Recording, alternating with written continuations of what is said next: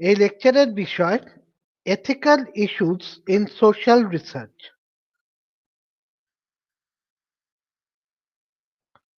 গবেষণার তিনটে দিক রয়েছে। এক হচ্ছে থিওরিটিক্যাল অর ফিলোসফিক্যাল ডাইমেনশন, যাকে আমরা মেথোডোলজি বলি, তার তাত্ত্বিক দিক। ২ নম্বর হচ্ছে এম্পিরিক্যাল ডাইমেনশন, বাস্তবে যে গবেষণা, হাতে কলমে যে গবেষণা করা হয়, বা techniques or methods of research আমরা বলি।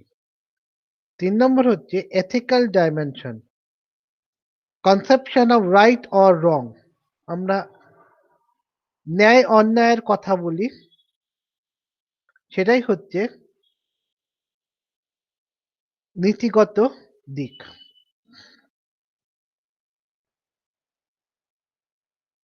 অনেক লব্ধ প্রতিষ্ঠ বিজ্ঞানী কোনো সময় অনৈতিকভাবে আচরণ করেছেন। যেমন হুয়াং উসুল,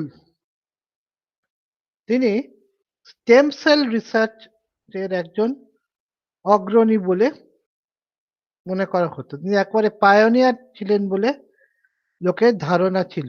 তিনি প্রথম স্টেম সেল দিয়ে গবেষণা করেন। স্টেম সেল হলো এমন কিছু কোষ, ওপরে আদি কোষ মানুষের দেহে, যেটা যেকোনো ধরনের বিশেষ কোষ হতে পারে। যেমন ব্রেন সেল হতে পারে, কিংবা কিডনি হতে পারে, কিংবা হার্ট হতে পারে। তো তাকে উসুলকে দক্ষিণ কোরিয়ার একজন সায়েন্টিফিক আইকন হিসেবে মনে করা হতো। কিন্তু তাকে সেওল ন্যাশনাল ইউনিভার্সিটি থেকে পদত্যাগ করতে হলো, কারণ যখন পাওয়া গেল যে তার যে গবেষণা আসলে ভুয়ো। ২০০৫ সালে যে গবেষণা করেছিল সেটা ভুয়ো।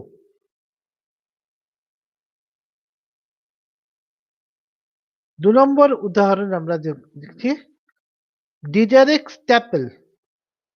তিনি নেদারল্যান্ডসের টিলবার্গ ইউনিভার্সিটির সাইকোলজিস্ট ছিলেন। তিনি স্বীকার করেছেন যে তিনি ভুয়ো তথ্যের ভিত্তিতে গবেষণাপত্র প্রকাশ করেছিলেন।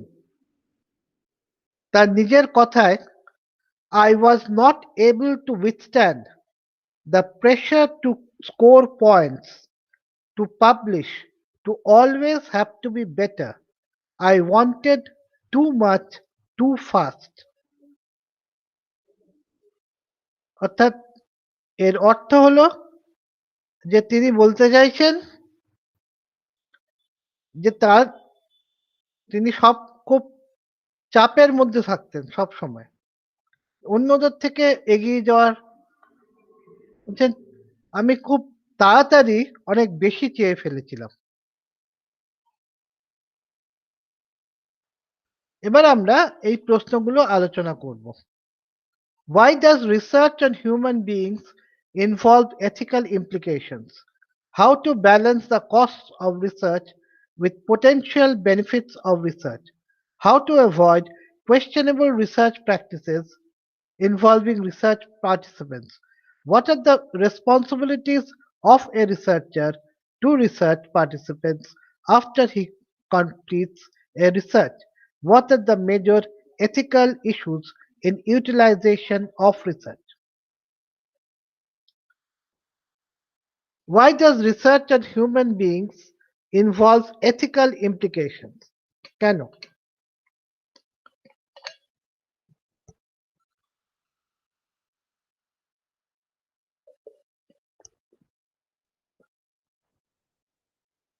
মানুষের কেন ওপর গবেষণার ethical implications অর্থাৎ নীতিগত বিষয় কেন হবে? এটার বিজ্ঞানীরা কয়েকটা কারণ দিয়েছেন। জীবজন্তু animals are guided by instincts. Experiments doing harm to laboratory animals are undertaken, but no ethical questioning of such experiments have been done. জীবজন্তু তারা প্রবৃত্তিতে চলে এবং ল্যাব অ্যানিমালদের ওপর যে ধরনের এক্সপেরিমেন্ট হয়, যে ধরনের পরীক্ষা নিরীক্ষা হয়, সেখানে কোনো নীতিগত প্রশ্ন ওঠে না। এটা কিন্তু পুরনো ধারণা, তোমাদের বলে দিচ্ছি। এখন কিন্তু ল্যাব অ্যানিমালদের ওপরেও কিন্তু কোনো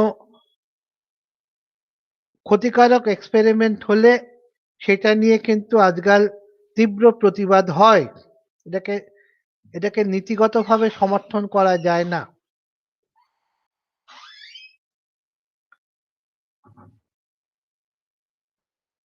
মানুষের ক্ষেত্রে কি বলে বিজ্ঞানীরা, দেখা যাক। Human beings are guided by culture. They are conscious beings, have moral sense. Harmful research on human beings have been undertaken in the past. Research can be questioned on ethical grounds. Sociological research involves violation of privacy of individuals. জীবজন্তু থেকে মানুষের তফাৎটা কি? তারা culture দ্বারা, সংস্কৃতি দ্বারা চলে। তারা, তাদের চেতনা আছে, তাদের নৈতিক একটা বোধ রয়েছে। অতীতে মানুষের ওপর খুব ক্ষতিকারক গবেষণা করা হয়েছিল, যে গবেষণাকে নীতিগত কারণে প্রশ্ন তোলা যায়।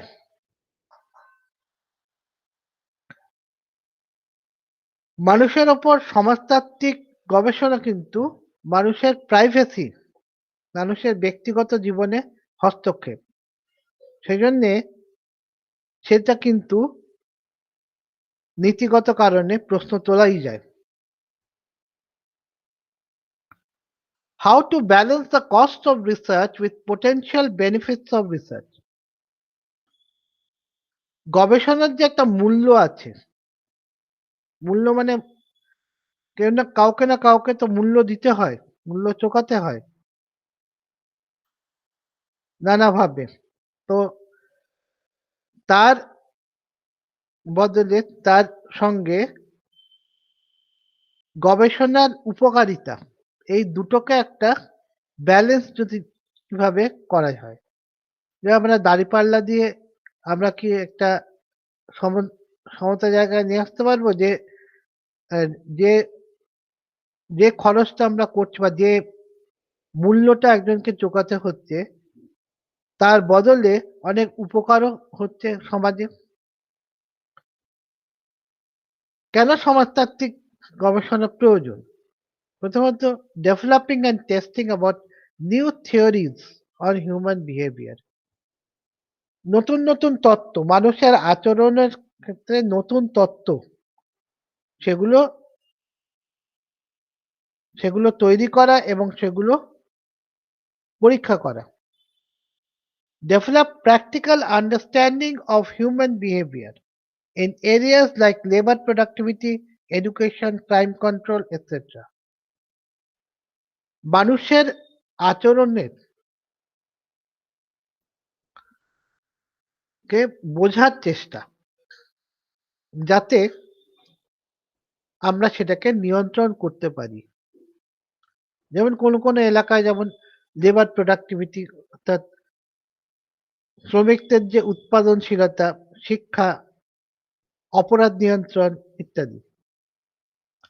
কিন্তু আমাদের কস্ট বেনিফিট অ্যানালিসিস করতে হবে। অর্থাৎ আমাদের যে সময় এবং অর্থ যেটা আমরা গবেষণায় খরচ করি, তার সমাজতাত্ত্বিক এবং মনস্তাত্ত্বিক যে একটা মূল্য চোকাতে হয়, তার বদলে সমাজ কিভাবে উপকৃত হবে সেটা কিন্তু আমাদের দেখা উচিত। অতীতে অ্যাকশন রিসার্চ শুধুমাত্র নতুন তত্ত্ব তৈরি করেনি, কিন্তু মানুষের মানুষের আচরণকে বোঝার অনেক অবদান রেখেছে, যেমন Hawthorne experiment. How to avoid questionable practices involving research participants.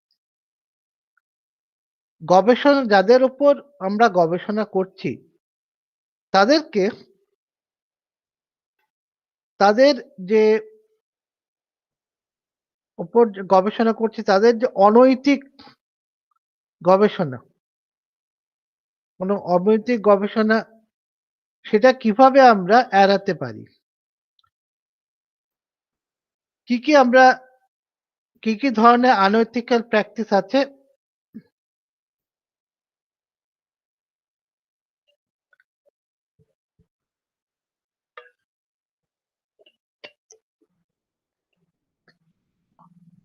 Unethical practices in social research. 1. Involving people in research without their knowledge and consent. 2. Coercing people to participate. 3. Withholding from the people from the true nature of the research. 4. Deceiving the participant. 5. Leading research participants to commit acts that diminish their self-respect. 6. Violating the right of self-determination. 7. Exposing the participants to physical or mental stress. 8. Invading the privacy of the participants. 9. Withholding the benefits to participants in control groups. 10. Failing to treat the participants fairly and give them consideration and respect. এবার আমরা প্রথম বিষয়টা আলোচনা করছি, involving people in research without their knowledge and consent. মানুষকে তার জ্ঞানত বা তার সম্মতি না নিয়ে তাদের উপর গবেষণা করা। যেমন মেলৎজার বোধহয় একজন, তিনি জুরিদের, তোমরা জানো জুরি হচ্ছে, আগে আমাদের জুরি বিচার ছিল। জুরি কি? জুরিরা জাজের পাশে বসে, কয়েকজন সাধারণ মানুষ, তারা আইনের মারপ্যাচ জানে না বা বোঝে না, তারা তারা গোটা মামলাটা তারা দেখে, দেখে তাদের নিজেদের কি সহজ বুদ্ধিতে কি ধারণা হয় যে একজন দোষী না নির্দোষ, এইটা হলো জুরির কাজ। আমেরিকাতে কিন্তু জুরি সিস্টেম আছে, তো এই জুরিদের মধ্যে তো আলাপ আলোচনা হয়, সেটা কিন্তু কারোর জানার কথা নয়। তাদের মধ্যে যে আলাপ আলোচনা হয়, তাদের মধ্যে বাকবিতণ্ডা হতে পারে, সমস্ত কিছুই হতে পারে, ভোটিং হতে পারে, বাকবিতণ্ডা হতে পারে। তো মেলৎজার তিনি গোপনে জুরিদের কাজ অডিও টেপ করেছিলেন। জুরিদের যে আলোচনা, একজন সে দোষী কি নির্দোষ, এবং তিনি এটা প্রকাশ করে দেন। এই যে মেলৎজারের বই লেখাতে, a projected study of the jury as a working institution, annals of the American academy of political and social sciences, এখানে উনি প্রকাশ করে দেন। এতে আমেরিকায় তুলকালাম হয়েছিল। আমেরিকান কংগ্রেস এই নিয়ে তদন্ত করেছিল এবং আইন করে দেয় যে জুরিদের কাজকে যদি কেউ টেপ করে, মানে যে কেউ রেকর্ড করে, সেটা কিন্তু বেআইনি হবে। কোয়ার্সিং পিপল টু পার্টিসিপেট, অনেক সময় গবেষণার সুবিধার্থে গবেষক অনেক কোনো আহ, প্রভাবশালী লোকের কাছে যায় যাতে তারা তাকে সাহায্য করতে পারে।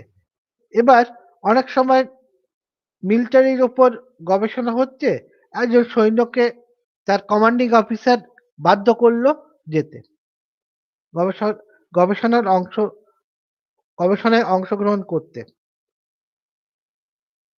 তো গবেষকের কি করা উচিত?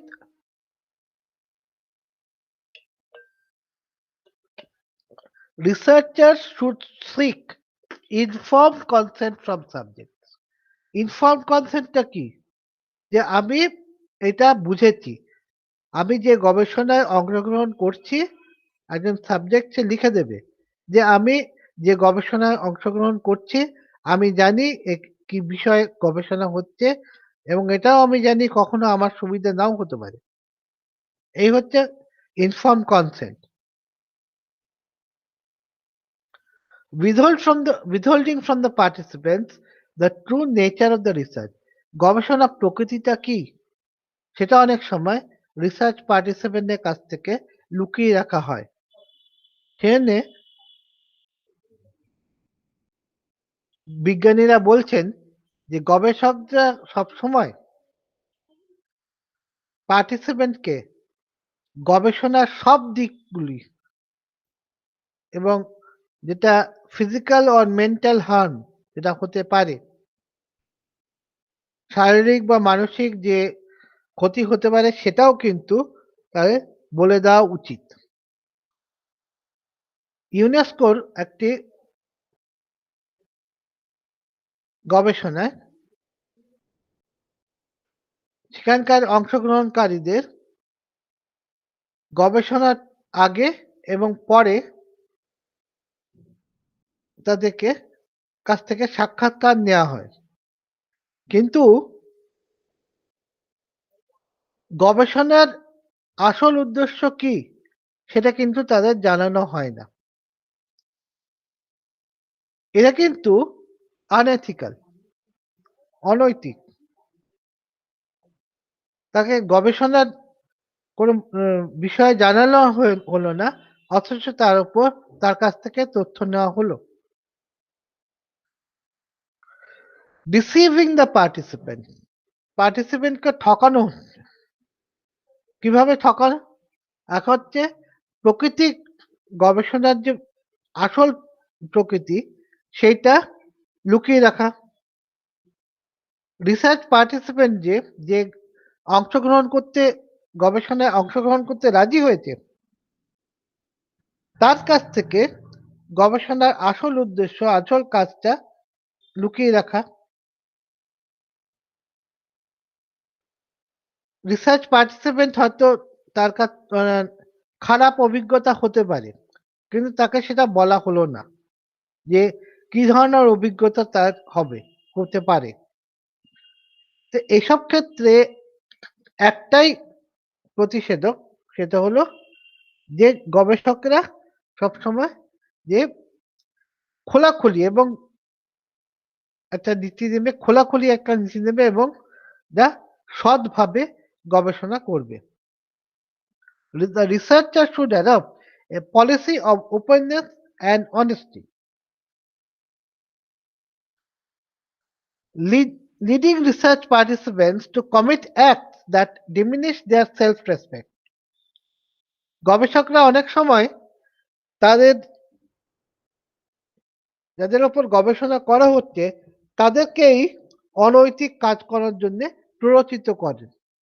যেমন ওয়েস্ট, গুন এবং চার্নেকি তারা দেখান যে ছাত্রদেরকে চুরি করতে চুরি করার ব্যাপারে তাদেরকে উদ্বুদ্ধ করা যায় শুধুমাত্র তাদের দেশাত্মবোধক যে মনোভাবটাকে ব্যবহার করে। এই যে লিখেছেন চার্নেকি, ubiquitous Watergate and attributable analysis, an attributional analysis, harming others, অন্য অনেককে ক্ষতি করছে। মিলিগ্রাম বলে একজন, তিনি করেছিলেন কি, যে তিনি দেখিয়েছেন যে গবেষণায় যারা অংশগ্রহণ করে, তাই সেই রিসার্চ সাবজেক্টরা, তারা অন্ধভাবে হুকুম পালন করতে পারে, অন্যকে ক্ষতি করার ব্যাপারে অন্ধভাবে হুকুম পালন করতে পারে। Milligram, some conditions to obedience and disobedience to authority, failure to help when needed. Darley এবং ল্যাটনে দেখেছেন যে সিমুলেটেড মেডিকেল এমার্জেন্সি, মানে আসল মেডিকেল এমার্জেন্সিতে মানুষ কিন্তু সেই সেই মানুষকে কিন্তু সে সাহায্য করবে।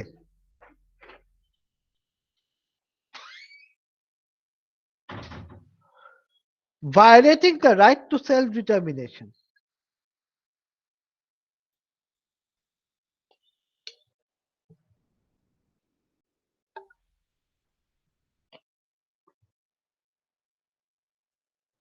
হ্যামলিন, হ্যাথাওয়ে এবং ওয়াডার্সকি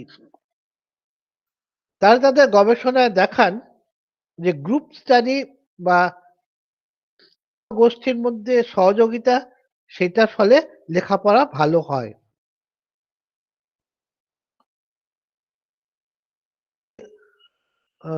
মৌলিক অবদান, গবেষণা একটা মৌলিক অবদান, কিন্তু এখানে একটা গলদ রয়েছে। গলদটা কি? যাদের ওপর গবেষণা করেছে তাদের কিন্তু আসল গবেষণার আসল উদ্দেশ্যটা বলা হয়নি। সেই জন্যে রাইট অফ সেলফ ডিটারমিনেশন, যে আমার মানে মানুষের স্বাধীনতার ওপর কিন্তু হস্তক্ষেপ হয়েছে। এই যে হ্যামলিন, হ্যাথাওয়ে এবং ওয়াডার্সকি যে বইটা, group contingencies, peer tutoring and accelerating academic achievement in REM and B. Hopkins edited New Direction for Education, Behavior Analysis.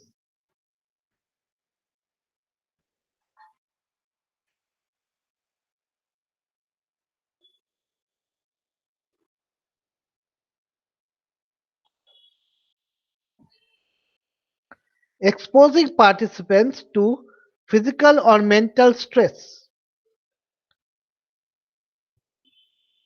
যারা গবেষণায় অংশগ্রহণ করছে তাদেরকে শারীরিক বা মানসিক চাপের মধ্যে ফেলা। অনেকে এটা করেন। Example: horrors, threat to sexual identity, failure, emotional শক।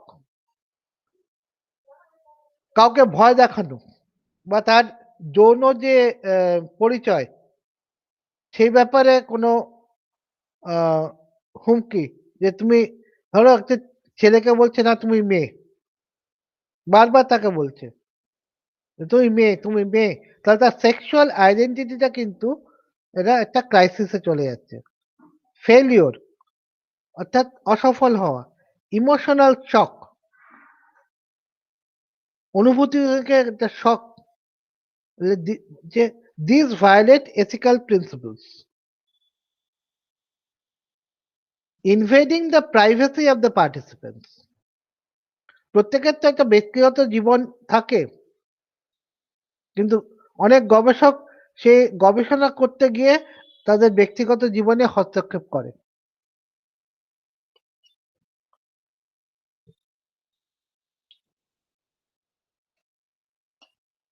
ধরো একটা পার্কে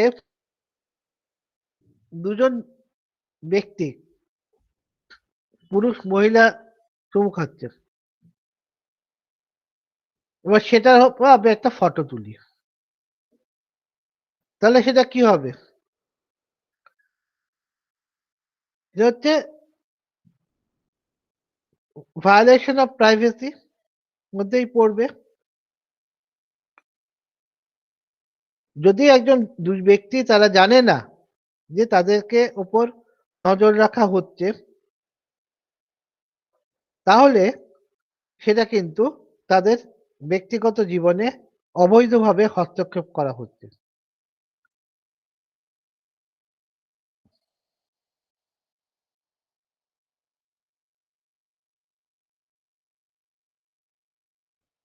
তাহলে ways in which privacy may be violated. One, observing private activities of individuals like oral sex. Two, observing these activities in the absence of knowledge of the subject that this is happening. Withholding the benefits to participants in control groups. এখানে আমরা একটা এক্সপেরিমেন্টের কথা দেখছি, experiment setup, experiment এবং control group.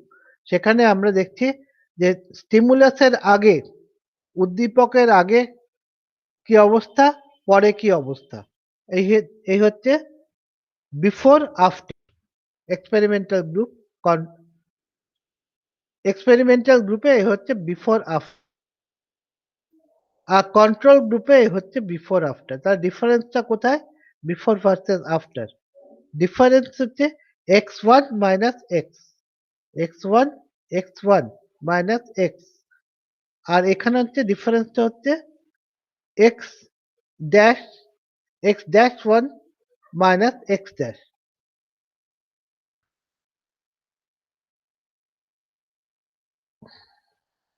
Clause and Gray তারা ছাত্রদেরকে দুটি গোষ্ঠীতে ভাগ করে দেয়। আমরা জানি যে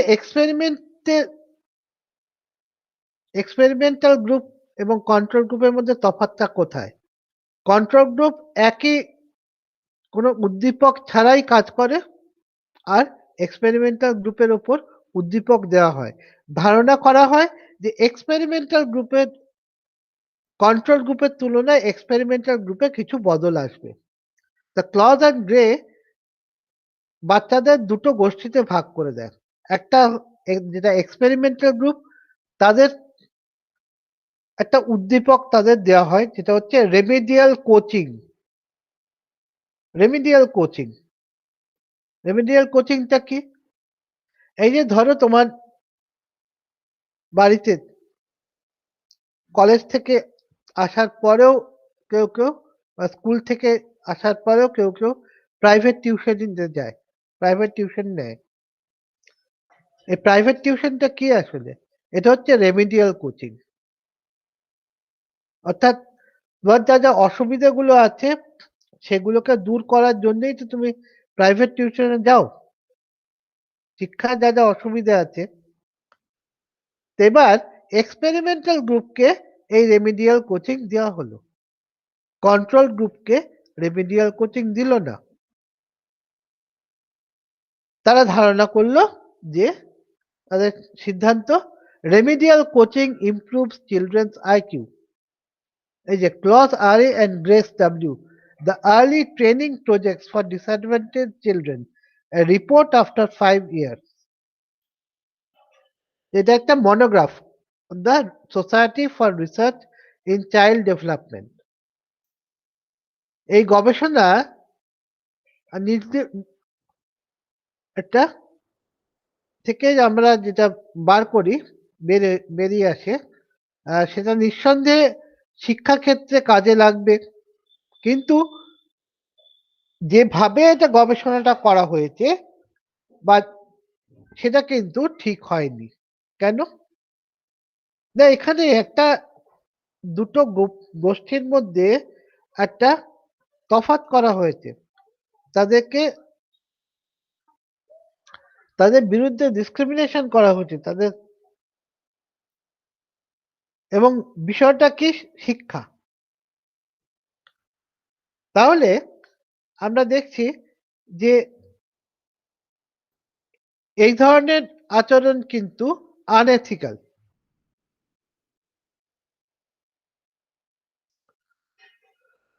Failure to treat the sub participants fairly and give them consideration and respect.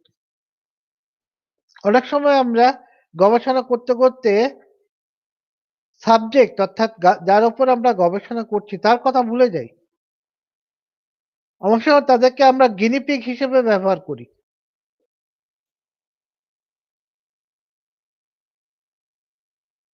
এর কারণটা কি? কারণটা হচ্ছে গবেষকের সঙ্গে সাবজেক্টে কিন্তু একটা আনইকুয়াল পাওয়ার রিলেশনশিপ আছে। অর্থাৎ গবেষক এবং যার উপর গবেষণা করা হচ্ছে তারা কিন্তু সমান সমান নয়। গবেষকের ক্ষমতা অনেক বেশি। ঠিক আছে?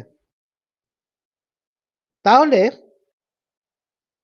আমরা দেখছি যে গবেষক সে তার যে যাদের ওপর গবেষণা করে যে সাবজেক্টের ওপর এই সাবজেক্টের সঙ্গে খোলামেলা এবং তাদেরকে তাদের তাদের সবাইকে সমানভাবে সেই সাবজেক্টদেরকে দেখা উচিত এবং যা যা প্রতিজ্ঞা করেছেন সেই প্রতিজ্ঞাগুলো তিনি প্রয়োগ করা সাবজেক্টদের গবেষণার যে কি উপকারিতা সেটা বোঝানো উচিত।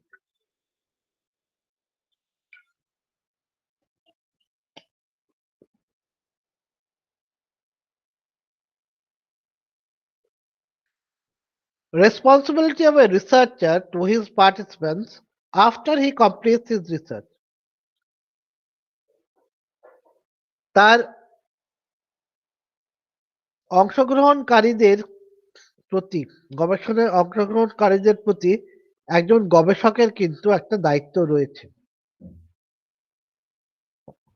সেটা নিয়ে এবার আমরা আলোচনা করব। প্রথম কথা, গবেষক প্রত্যেক অংশগ্রহণকারীকে তার ধন্যবাদ দেওয়া উচিত। মানে একেবারে লিখিতভাবে তার রিসার্চ রিপোর্টে তার যে গবেষণা করার পর যে রিপোর্টটা বেরোবে অর্থাৎ যে প্রতিবেদনটা বেরোবে সেখানেই কিন্তু প্রথমেই রিসার্চারের উচিত অ্যাকনলেজমেন্ট বলে একটি জায়গা অর্থাৎ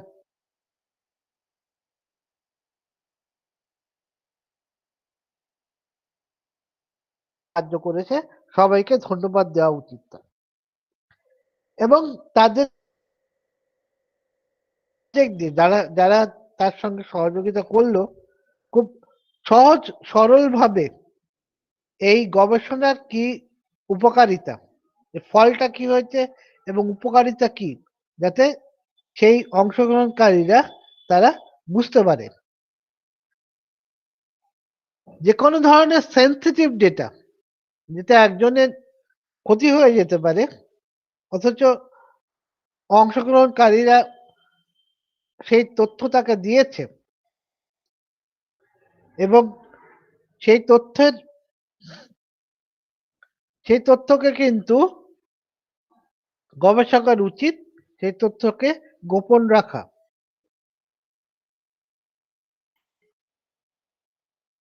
Ethical considerations in utilizing research data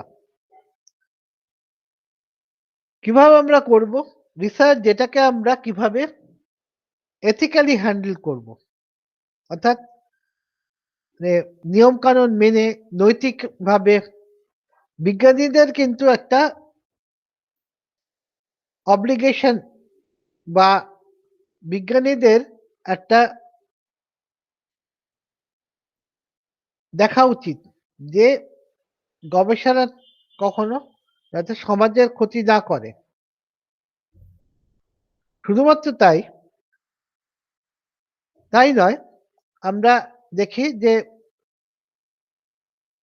সব সমাজ বিজ্ঞানীরই উচিত যে গবেষণালব্ধ ফল যেন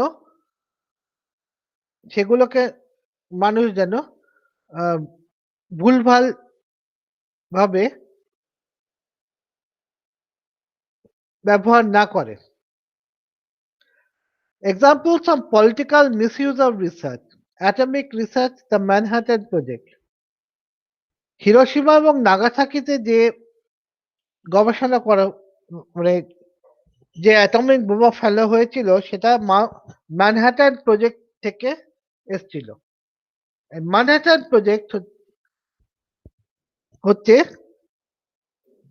ওইখানে কিন্তু প্রথম পারমাণবিক বোমা ফাটানো হয় এবং আমেরিকার বেশি দিন তারা অপেক্ষা করেনি, তারা জাপানের উপরেও দুটো ফেলে দিয়েছিল। কিন্তু বিজ্ঞানীরাই কিন্তু এই সুযোগটা করে দেয়।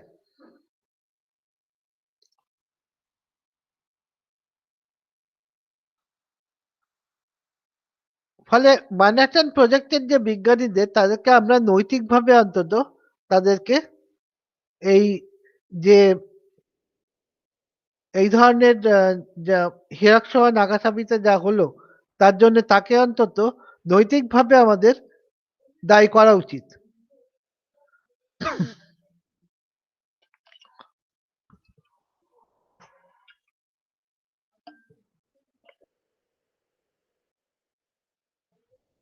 এই হচ্ছে সেই কুখ্যাত পারমাণবিক বিস্ফোরণ নাগাসাকির ওপর 9 আগস্ট 1945-এ 60,000 ফুট ওপরে ওঠে এই মাশরুম ক্লাউড। ভিয়েতনামের যুদ্ধেও কিন্তু অনৈতিকভাবে গবেষণা করা হয়। সিয়া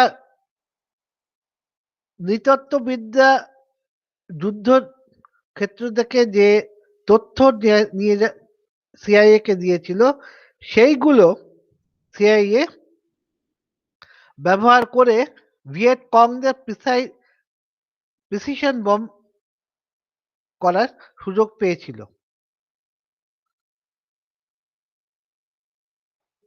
সমাজবিজ্ঞানীদেরকে তাদের তাদের গবেষণার যে প্রয়োগ সেটা কি তাদের এই নিয়ে কোনো প্রচার চালানো উচিত? এটা নিয়ে কিন্তু তর্ক বিতর্ক রয়েছে। তো এই হচ্ছে আমাদের এথিক্যাল ইস্যুস ইন সোশ্যাল রিসার্চের ওপর আমরা এতক্ষণ যে আলোচনা করলাম। এবারে এই হচ্ছে আমাদের রেফারেন্স।